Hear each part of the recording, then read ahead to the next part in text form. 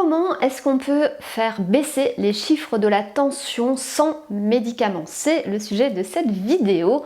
Aujourd'hui, avant de vous expliquer tout ça, je vous invite à vous abonner à cette chaîne si ce n'est pas encore fait. Donc pensez à cliquer sur le bouton rouge juste en dessous de cet écran et à activer la petite cloche qui vous permettra de recevoir une notification à chaque nouvelle vidéo. Alors finalement, l'hypertension, c'est quoi? L'hypertension, c'est quand on a une élévation des chiffres de la tension, donc permanent, c'est tout le temps, au-delà de 14,9. Il y a deux chiffres dans la tension, la systolique et la diastolique, et c'est au-dessus de 14,9.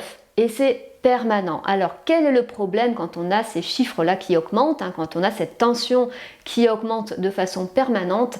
Eh bien, les vaisseaux sanguins deviennent plus rigide, la paroi des vaisseaux sanguins se rigidifie, devient moins souple, et le problème c'est que ça peut entraîner des risques finalement d'infarctus du myocarde, d'AVC, d'accidents vasculaires cérébraux, et aussi des problèmes rénaux au niveau des atteintes, au niveau des vaisseaux, au niveau des reins. Donc c'est pour ça qu'on doit surveiller cette tension pour éviter qu'il y ait ces facteurs de risque, surtout les AVC qui sont vraiment consécutifs à l'hypertension. Alors quand on regarde finalement les risques, qu'est-ce qui augmente l'hypertension, qu'est-ce qui contribue à faire apparaître cette hypertension? Eh bien on regarde et on voit que c'est le surpoids, la sédentarité, le tabac, l'alcool en excès, le stress et le sodium en excès, le sel en excès. Et si on regarde bien finalement, on peut jouer sur ces facteurs. Ce sont ces facteurs-là qui augmentent l'hypertension artérielle, qui augmentent les chiffres de la tension artérielle. Donc on peut agir sur la sédentarité, sur le stress, sur donc les apports en sel, sur l'alcool, sur le tabac, etc. Donc vous pouvez naturellement permettre de réduire les chiffres de votre tension artérielle sans avoir recours à un médicament. Alors attention, si actuellement vous avez un traitement pour votre hypertension artérielle, je ne vous dis pas d'arrêter tout de suite votre traitement. D'accord? Il faut d'abord en parler avec votre médecin. Est-ce que c'est judicieux d'arrêter votre traitement aujourd'hui? Je ne suis pas sûre. Donc ne le faites pas sans avis médical. Mais moi ce que je veux vous dire, c'est que peut-être que avant de prendre un traitement médicamenteux, si par exemple vous commencez à avoir des chiffres de tension artérielle qui sont un petit peu élevés, qui sont peut-être à la limite, avant de prendre un médicament, vous pouvez peut-être essayer d'agir par vous-même, d'essayer de travailler donc sur ces différents facteurs qui vont peut-être permettre d'éviter d'avoir la tension qui continue d'augmenter. C'est vraiment le sujet de cette vidéo, c'est pas le fait d'arrêter votre traitement, il n'en est pas question. Je ne suis pas médecin, je vous le rappelle, donc ce n'est pas à moi de vous dire si oui ou non vous devez arrêter votre traitement ou pas. Alors, comment est-ce qu'on peut quand même maîtriser ces chiffres de tension artérielle et éviter qu'elles ne s'emballent, qu'elles commencent à augmenter de façon importante? Eh bien donc je l'ai dit, le surpoids. Le surpoids, vous pouvez peut-être essayer de maîtriser votre surpoids, peut-être perdre, éliminer quelques petits kilos doucement, sereinement. Je ne vous dis pas de faire un régime, mais ça va permettre vraiment, parfois juste 5 kg quand on a un excès de poids, juste 5 kg, ça fait une grande différence au niveau de la vitalité, au niveau de facteurs de risque tels que le diabète, tels que d'autres paramètres que la tension, le cholestérol, etc. Donc ça ne peut que vous aider. Donc là, dans ce cas-là, je vous invite à tester vraiment l'alimentation à index glycémique bas qui combine l'alimentation saine et le plaisir de manger. Vous allez manger à satiété, sans sensation de faim et avec plaisir, et en plus ça va faciliter le déstockage des graisses. Je vous invite vraiment à tester cette alimentation parce que c'est une alimentation santé, plaisir et bien-être, et donc qui va vous permettre d'éliminer vos kilos. Donc pour cela, testez mon guide minceur spécial IGBA. Vous aurez une semaine de menus, c'est des menus de printemps, profitez-en, avec des recettes qui sont vraiment très sympas, qui sont saines et gourmandes. Donc je vous invite vraiment à tester cette alimentation qui est proche de nos besoins finalement, et puis qui permet de conserver le plaisir de manger. Donc travaillez sur cet aspect, réduisez votre surpoids si vous êtes concerné.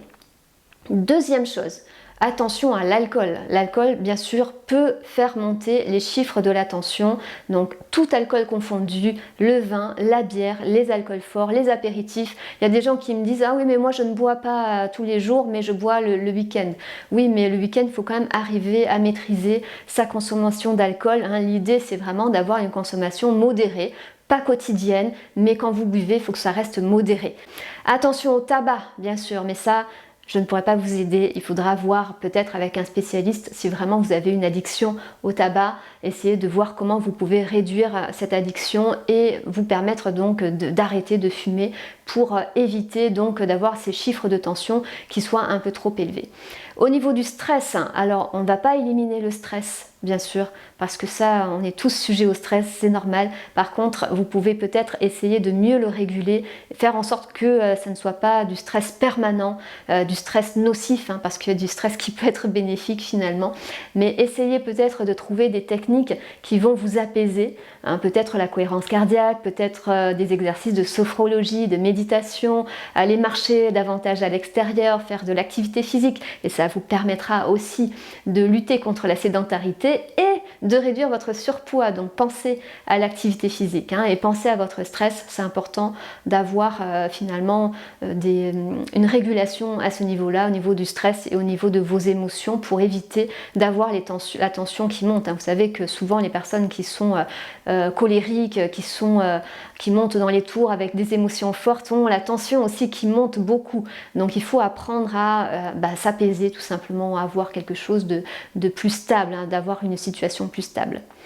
Alors, au niveau de l'alimentation, finalement, donc je vous ai dit, il faut arriver à maîtriser votre poids, donc une alimentation saine, bien évidemment, des repas structurés, des repas équilibrés, et je vous ai dit aussi, attention aux excès de sodium, aux excès de sel, hein, parce que le sel, finalement, ça retient l'eau, donc ça augmente le volume sanguin, et quand on a davantage de volume sanguin, eh bien la pression est plus importante dans les vaisseaux. C'est tout simplement ça, c'est tout bête. Donc, pour réduire cette pression artérielle, il faut réduire le volume sanguin et du coup peut-être manger un peu moins salé. Alors qu'est-ce qu'on va faire à ce niveau-là? Eh bien vous allez surtout cuisiner maison, parce que ce sont beaucoup les plats cuisinés et les plats tout près du commerce qui apportent beaucoup de sel. Donc les quiches toutes prêtes, les pizzas, les plats cuisinés du traiteur, les salades du traiteur, les charcuteries bien sûr, les fromages. Attention aux sauces asiatiques, sauce soja, sauce nuoc mam, ce genre de choses-là. Attention au tarama, attention aux anchois, attention aux poissons en boîte, le thon, les sardines, les maquereaux. Donc maîtrisez votre consommation de sel. Attention au sel d'ajout, pensez à goûter avant de rajouter du sel. Attention à votre consommation de pain, parce que le pain est un produit salé, c'est pas un produit très salé, mais quand on en mange une baguette tous les jours, ça fait quand même une certaine consommation de sel. Donc moins de sel et plus de potassium, parce que le sel et le potassium, ils fonctionnent ensemble dans l'organisme, donc il faut plus de potassium et moins de sel, hein, pour réduire l'hypertension artérielle. Le potassium, où est-ce qu'on le trouve? Eh bien dans l'alimentation IGBA, finalement, c'est les fruits, les légumes frais et secs, hein, légumes secs, légumes frais, fruits secs, les céréales complètes, tout ça c'est très riche en potassium et ça vous permettra de stabiliser, de normaliser les chiffres de la tension artérielle. Voilà pour mes conseils sur comment est-ce qu'on réduit, comment on maîtrise cette hypertension et comment on évite qu'elle monte un peu trop. Donc grâce à votre hygiène de vie, avec une activité physique régulière, en régulant votre stress, en modérant votre consommation d'alcool, en évitant le tabac, en maîtrisant votre poids et en mangeant plus sainement, eh bien vous pouvez optimiser non seulement votre tension, mais aussi tous les autres paramètres qui vont faire que vous allez conserver une santé de fer.